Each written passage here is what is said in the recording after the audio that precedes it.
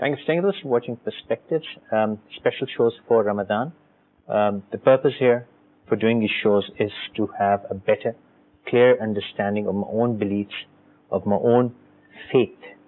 One would say, why do I need to do that? I should have great understanding of what my faith is. Here I would like to admit and concede that I too have inherited my faith like 96, I'm just throwing a number, like the majority of people in this world. Not Muslims, not Christians, not everyone. We've adopted our religion. We have inherited our religion. It's been given down to us by our parents, and we have come to understand that what we know is enough and right. I'm sure it is right, but is it enough?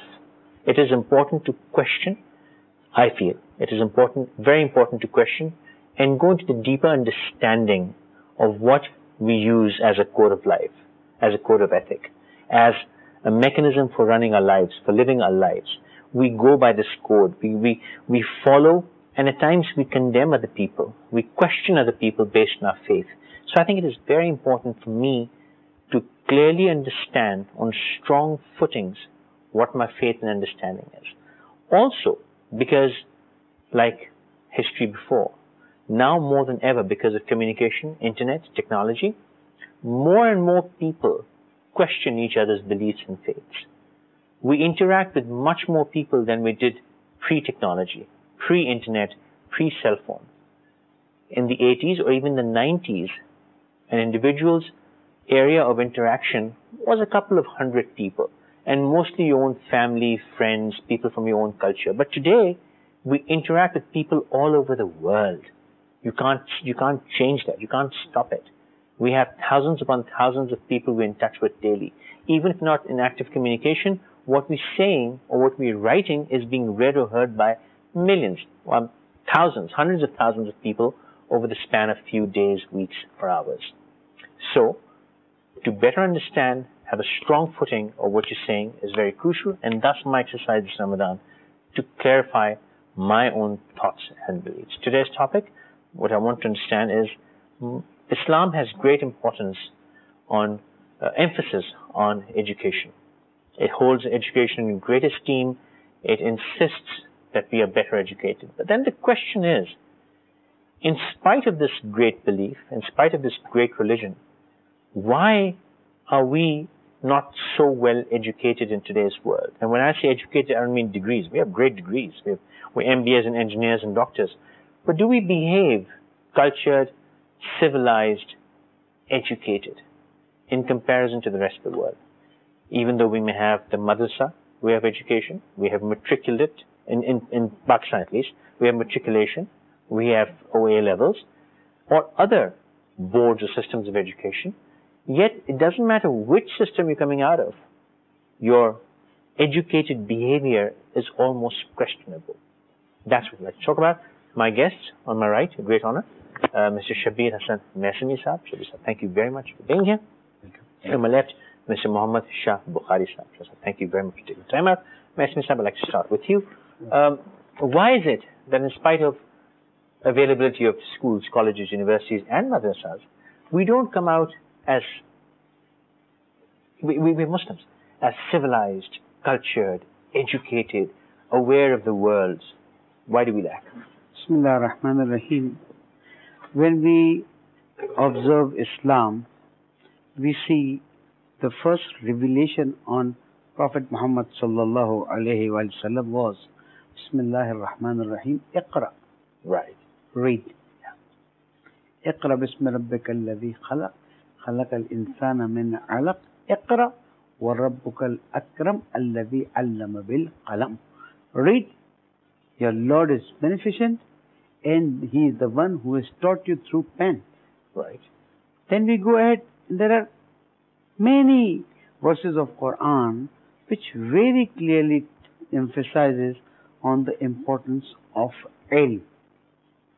One of the points I would like to clarify before going ahead is, what is the main difference between ilm and education? Okay. Something to be discussed very Interesting clearly. Point, please. Ilm means a system through which you perceive different informations through your five senses. Then it gets analyzed in the human mind, and the outcome of that analyzation is ilm. Okay. Right? Because human beings' ways of accepting are only five. If we call it as five senses. We cannot come out of those five senses. So whatever we get through these five senses, we filter it, we perceive, and then a final outcome is there, which is known as knowledge actually. Or in English, in Arabic, we can say ilm.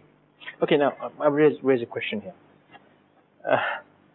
My analysis of the information I'm receiving would be filtered through my education or my understanding of life sciences. Sure. So even though I do have reasonable level of education, my analysis today's, I would take the blame myself, me as individually, personally. My analysis of these things is not very good. It's very limited. It's very narrow-minded. I see things only as I want to see them. I don't take a broader spectrum in. Why is that, sir? Bismillah ar-Rahman ar-Rahim. As far as Islam concerned, we know a very famous hadith tradition of the Holy Prophet alayhi salatu wasalam, طَلَبُ الْعِلْمِ فَرِيضَةٌ عَلَى كُلِّ مُسْلِمٍ مُسْلِمَةٍ, that seeking knowledge is obligatory on our Muslims, whether they are male or female. And here in Islamic world, and especially in Pakistan, we have a lot of problem in education. First, I would like to say that there is a difference between knowledge and information. Through internet, we have a lot of information, but knowledge, that is different, that you have to read, you have to acquire properly, that is knowledge. That is what we are taught, whether it is madrasa or it is a college, university. Right. But here, we are acquiring knowledge, and apparently we have two major groups here. That is the problem. And this group never existed even 100 years before. Okay. 100 years before, there was no any such terminology of religious knowledge, secular knowledge. Knowledge is knowledge, which is given by Allah. Allah said, هل يستوي الذين يعلمون والذين لا يعلمون, that the ignorant and the literate people, they are not equal. Allah did not say that the religious education and those who are non-religious education, they are not equal. So it means that knowledge is knowledge. So we are very much wrong, especially here in our society, that we have discriminated the knowledge in two parts, which had resulted in a very bad consequences, especially those who are graduated from madrasas, although they learn knowledge very deeply and they are very, very good. But the lack of knowledge in madrasa is that whatever they learn, they study, for example, they learn in Arabic, they learn in Persian. Mostly they learn in Arabic, but they are not able to speak Arabic, they are not able to write in Arabic. Okay? That is a very big problem. And the other thing is that in madrasas, now they had begun, but just before in madrasas, they never taught subjects which are so-called modern subjects, which are so-called or so, the terminology is given as secular subject. As I said, which is a wrong word, calling it secular subjects. Secular religious, this is not propaganda-like. No, that is not Islamic terminology. Exactly. It's just knowledge which is beyond your religion and faith. But I tell you, Imam Ghazali Rahmatullah Alayhi said, if you are going to translate, write commentary on Quran, you must have 18 knowledges or 18 sciences, which includes maths, algebra, geology, geography, etc. So here, if I am graduate from madrasa, I will write tafsir according to my own approach. If graduate from madrasa or from college or university, maybe he has done his Islamic studies or maybe done Arabic, but he will use his own approach. Sure.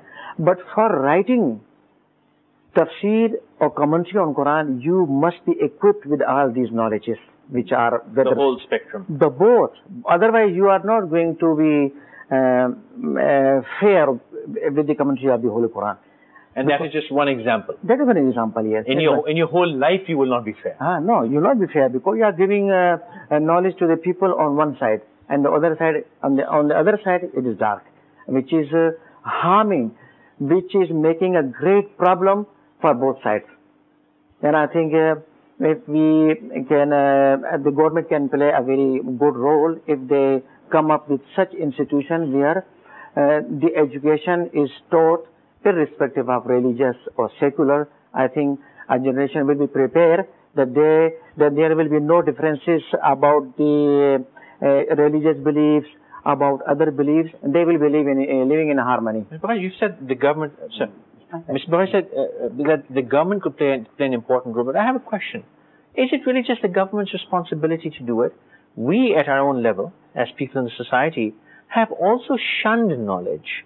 And I'm not pointing a finger at anyone. Generally speaking, we have come to this arrogant belief that what we know is enough and what we know is right, and any other opinion is wrong. And that process has come to the point where between you and me, and between me, I would say, oh, he's got a beard, so what he's saying, I am not going. And I'm giving an example, and you would say he doesn't have a beard, so whatever he's saying is wrong. We've stopped accepting even each other. So, sir, isn't that something we need to deal with at an individual level? The point I was thinking is that the main difference started basically after the Industrial Revolution. Okay. When the industries wanted people to gain information, learn some systems so that they can be used for the industries. The knowledge itself became an industry, right? Then they started getting matriculate, intermediate, graduates, masters, MBAs, so that they can run the industries. The actual concept of knowledge or ilm has been set aside. So nowadays, most of the people who enter the school, at the back of the minds of their parents and themselves is that we'll get a degree so that we get a very good job. Right. And that is where we come to know that education has been separated with knowledge. If knowledge and education are separated, which is a challengeable sentence, there we see that people get education. We should see what is the definition of education in thesaurus, in other dictionaries, and you will come to know it's a system which teaches you how to think. It's a process.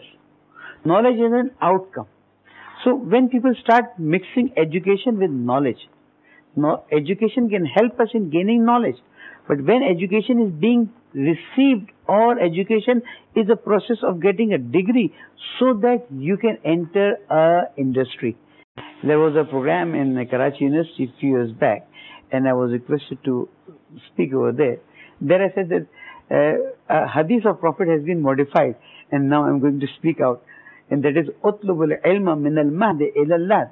Actual hadith is that gain knowledge from the cradle till the grave.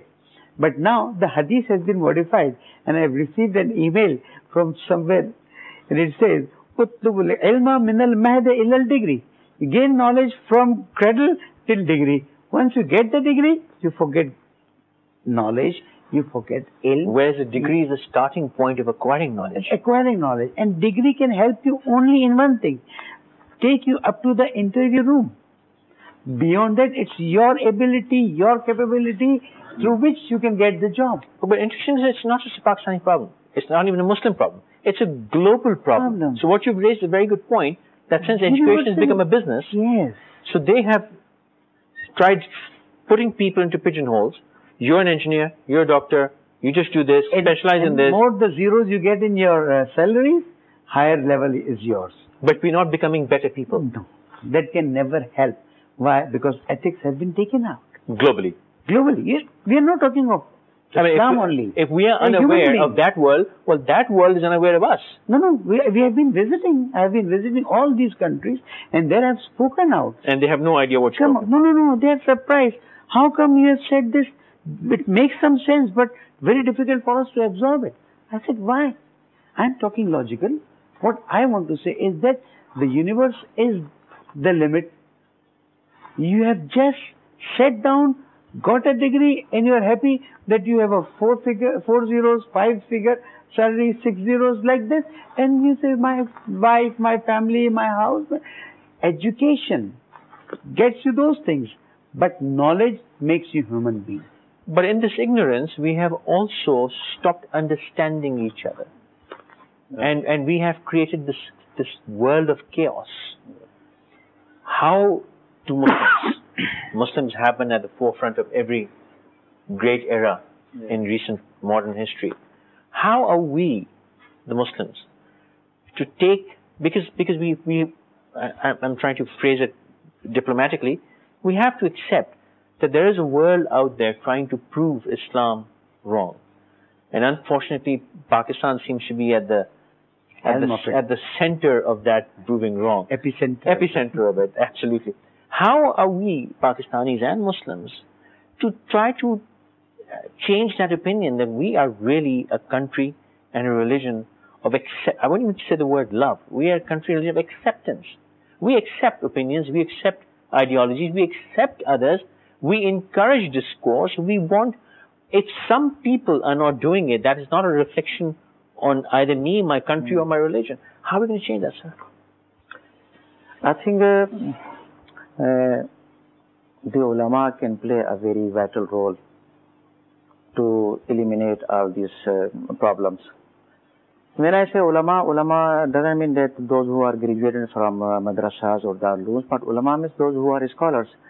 And scholars and ulama, they can play and they can bring people together, and they can tell the world, especially those who are out of Pakistan, those who have a very bad concept about Pakistani people. So, first of all, the ulama, they should sit together, because everybody said that we are Muslim and Pakistan is created on the name of Islam. So we must sit together. Allow me to interrupt here. We always, whenever I talk to you, say they must sit together. What if they don't want to sit together? What if, my friend here, you don't want to sit together? That should not be a deal breaker. He can do it in his space and you can do it in your space. Am I not right?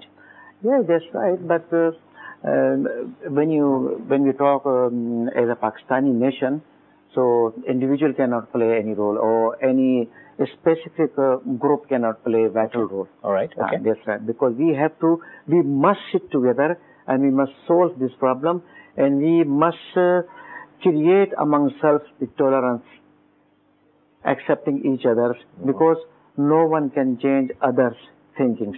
Right. That is, whether I'm Muslim or non-Muslim, but I cannot change others' thinking. So why not we accept, and why not we collectively work as a nation and prove in front of the world that we are peaceful, we are really good Muslims, and we love the humanity. And thus, if we go in this way, I think we will be able to give a very good picture to the world as Pakistani nation. You don't seem to agree. I need to interrupt. Can you take a quick short break? Sure. Moment, we'd like to start from right here, where if that is the case, as Mr. Bukhari says, then I would say, oh my God, because I can't get these people to sit together, so what do I do? So I would like to open that debate. Let's take a short break first.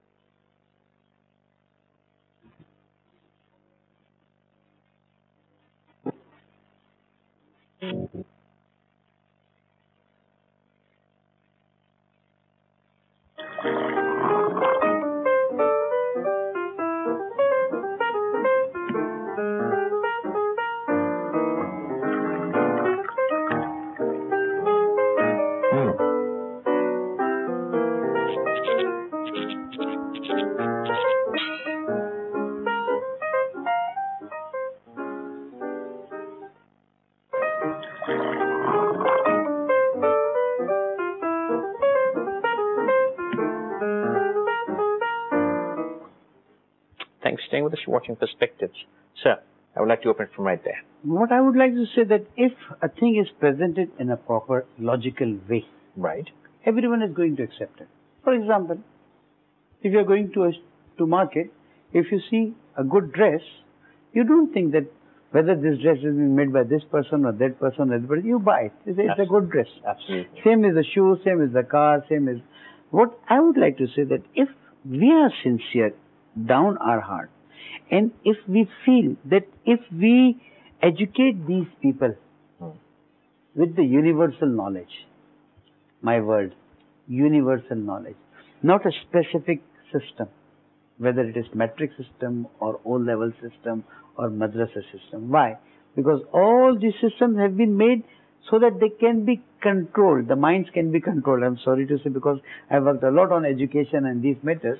These systems have been made so that the minds can be controlled. Now you see, a new system is evolving. I myself have observed it in Canada, in Vancouver, that they are saying city school. Does not mean the name of the city school. They mean to say that everything should be taught to children practically. For example, if you want to teach them about a television studio, don't teach them in the book. It will close their mind.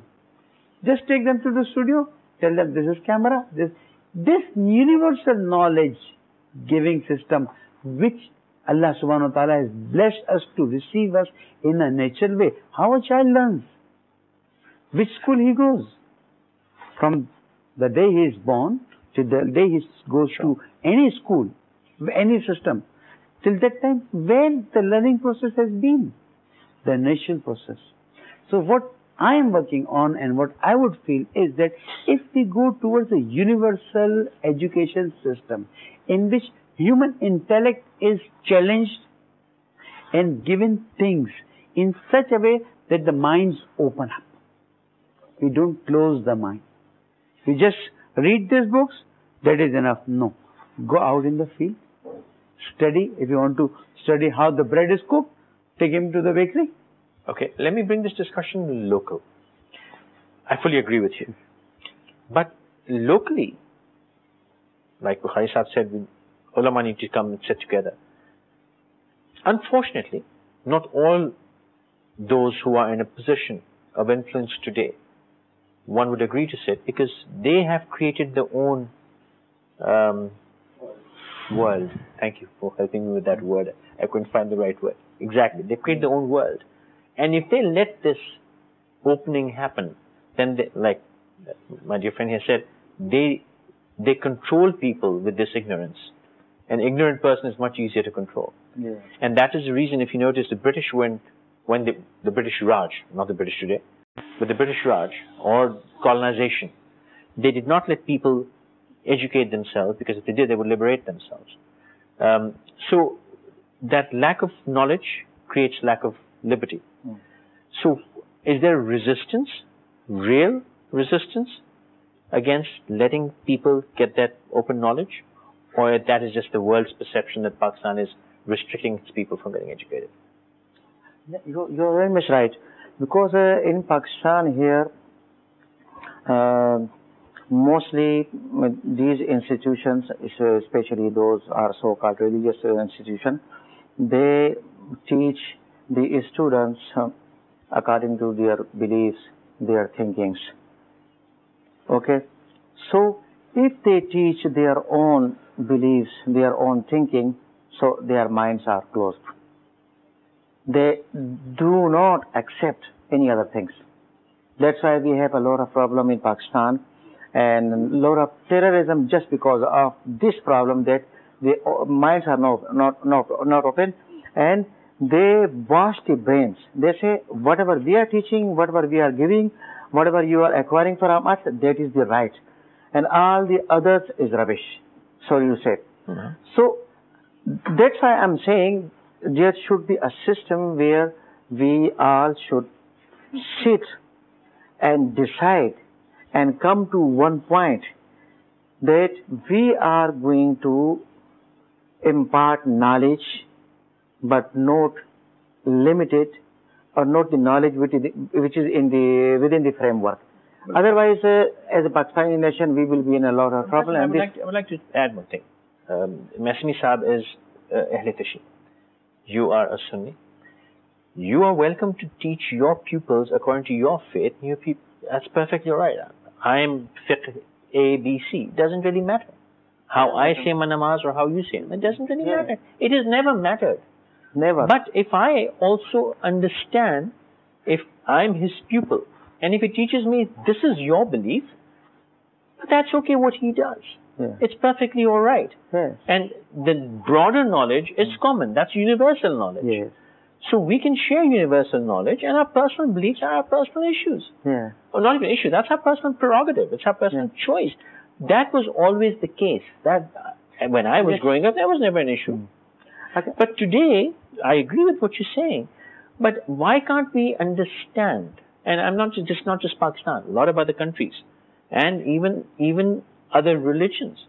I mean, a lot of Christians are being taught that anybody who's not a Christian is going to hell. That's not what Christianity tells them. That's not what a lot of unfortunate Jews and Hindus. Everybody's being taught. What's happening in Burma? Yeah. They're Buddhists. Everywhere. They're a life-loving religion, and look what they're doing. Yeah. So some people are misusing it all over the world, not just us. Yeah. So my point here is, sir, why can't at least some of us, why can't the mothers of today teach their, like I said, child at home? Why are we at homes not telling our children, it's okay, you are this, you're a Muslim, you're a Sunni, you're a Shia, but accept others. Why is that tolerance not coming from home, sir? And what is religion, what does Islam say about it, please? Let me tell you one thing that we have, for example, we have a different school of thought in Pakistan or in subcontinent, maybe in Central Asia and other places, okay? Sure. So let me point out one thing, that like our Imam, you say Imam Abu Azam Hanifa, he was the student of Imam Jafar Sadiq, radiallahu anhu, and they follow Jafariya fiqh. Yeah. So it doesn't mean if it is Jafariya fiqh, so we hate, we dislike, or we don't like. This is quite un-Islamic. Look at the Prophet ﷺ, when the delegation came from Syria, we call it Najran, and they came, and these were the days of the Christmas. So they were quite a problem about for the Christians there, what they should do. Prophet allowed them. Okay, you celebrate your Christmas in Masjid Nabawi. What bigger example do you want? So why not we? We are follower of one Allah, one Prophet, one book, divine book.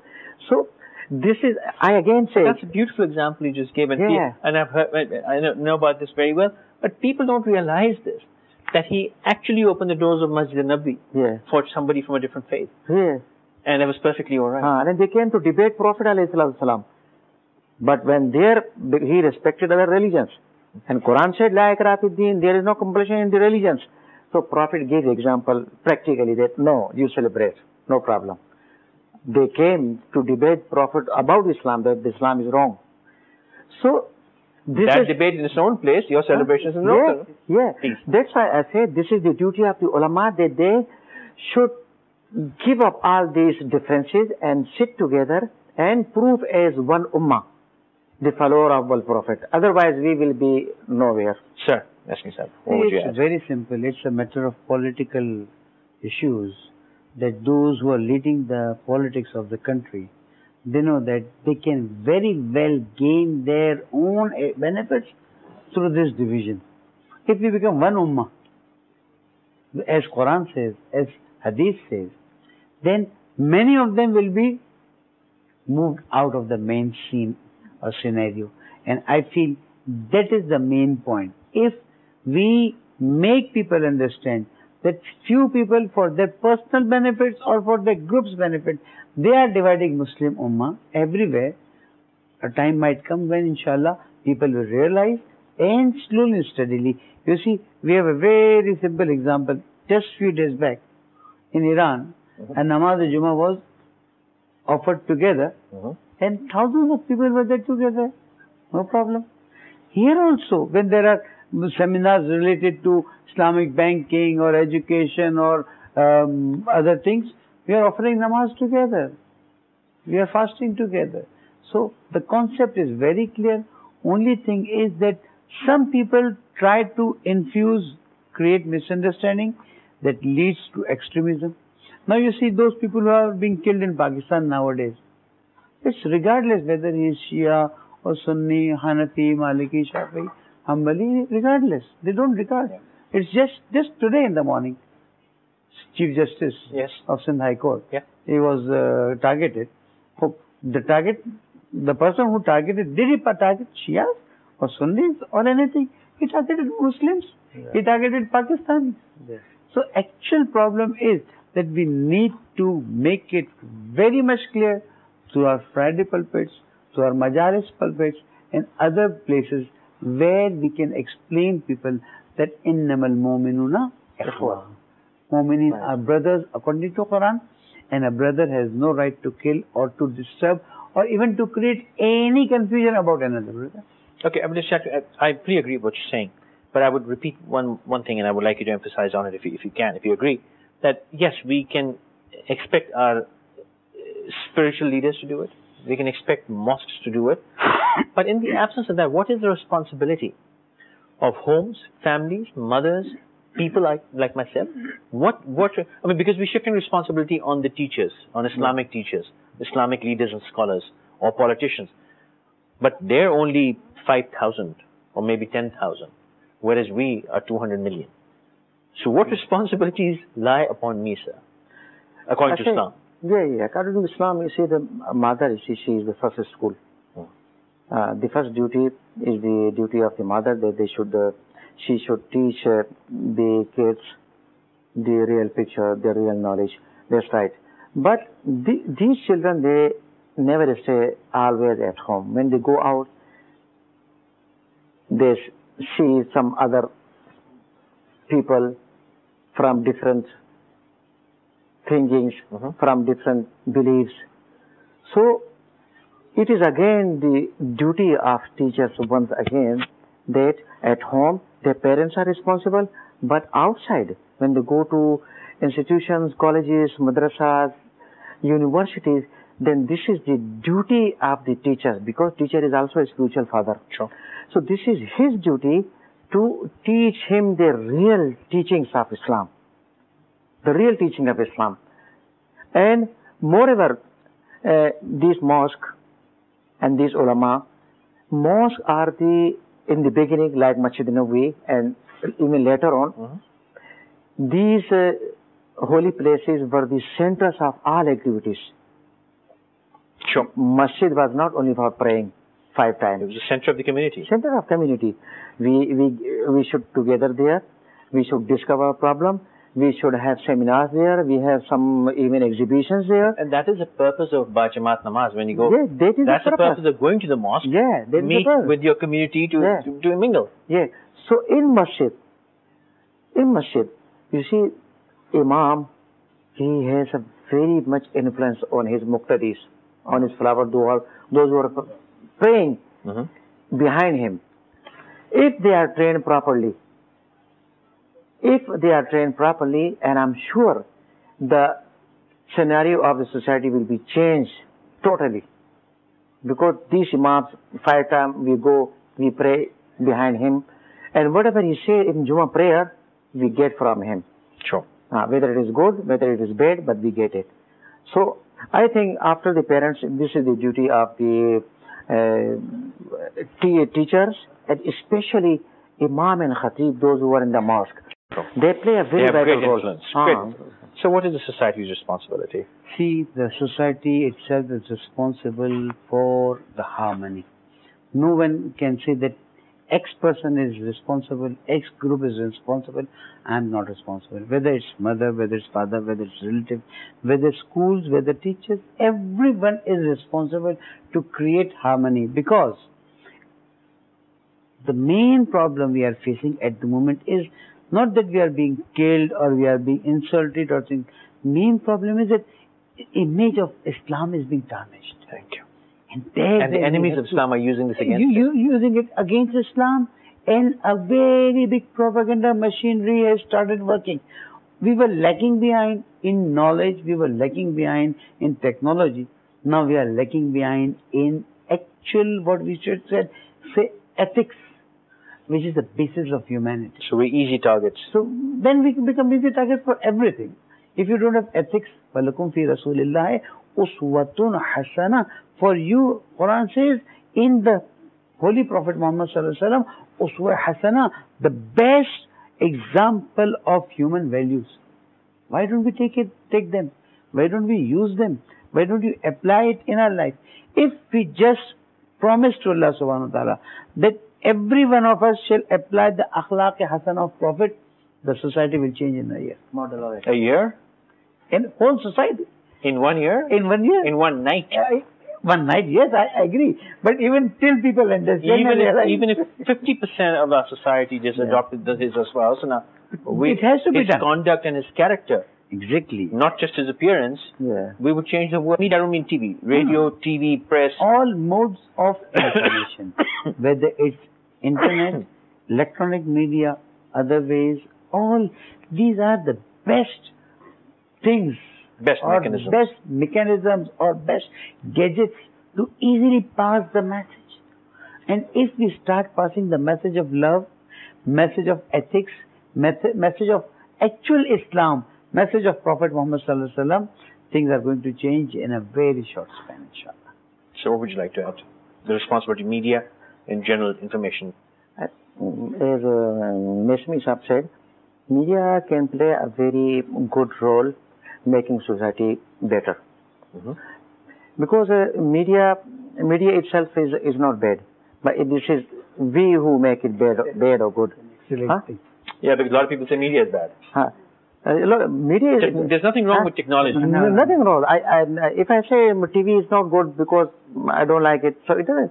The usage of the thing makes it bad or good. But if we use this media for propagating the harmony, especially between the Pakistanis and among the Muslims, I think this is the biggest, the largest means to bring people together and make them realize that they are one nation and they can play a very good role in the world. Thank you, both of you, for taking time out. Another session is due with these two gentlemen. One thing which I would like to touch in depth on, Maisami Saab mentioned Uswa Hasana. I want to understand that, because in Ramadan we do fast, but we think just not eating food is fasting.